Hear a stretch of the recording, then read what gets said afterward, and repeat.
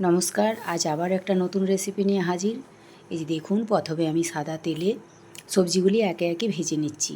এখানে দিয়েছি beans, capsicum, আলু এবং কোচানো গাজর।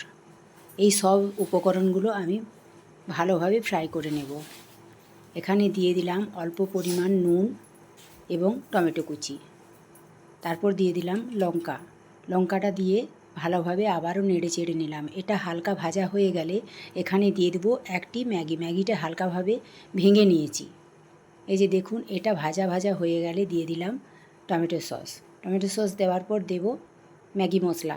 এই সব উপকরণগুলো আবারও ভালোভাবে সেদ্ধ করে নেব। সেদ্ধ হয়ে গেলে এদিকে একটা ব্যাটার বানিয়ে নিচ্ছি। ময়দার মধ্যে অল্প পরিমাণ নুন এবং চিনি দিয়ে জল মিশিয়ে এই রকম মিডিয়াম ঘনত্বের একটা ব্যাটার বানিয়ে নিলাম। তারপর গ্যাসের মধ্যে তাওয়া বসিয়ে এক হাতা করে ব্যাটার দিয়ে এভাবে ঘুরিয়ে নিলেই আমার পরোটাগুলো তৈরি হয়ে যাবে। এইভাবে উল্টে পাল্টে ভেজে নিলেই আমার সব পরোটাগুলো তৈরি হয়ে যাবে। এই দেখুন, পরোটাগুলো আমার সব ভাজা হয়ে গেছে। এবার আগের থেকে যে পুরটা আমি বানিয়ে রেখেছিলাম সেই পুরটা দিয়ে একটা একটা করে আমি রোলগুলো বানিয়ে নিচ্ছি। কিভাবে বানাচ্ছি আপনারা দেখুন। প্রথমে মাঝে এই পুরটা দিয়ে দুই সাইড থেকে অল্প করে এইভাবে মুড়ে নিচ্ছি। তারপর গোল করে পাকিয়ে নিলেই রোলগুলো আমার তৈরি হয়ে যাবে।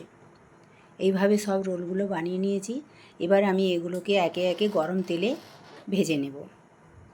কড়াইয়ে তেল গরম করে দিয়েছি। এবার রোলগুলো একে একে ভেজে নিচ্ছি। উল্টে পাল্টে ভালোভাবে লাল লাল করে ভেজে নিলেই তৈরি হয়ে যাবে রোল।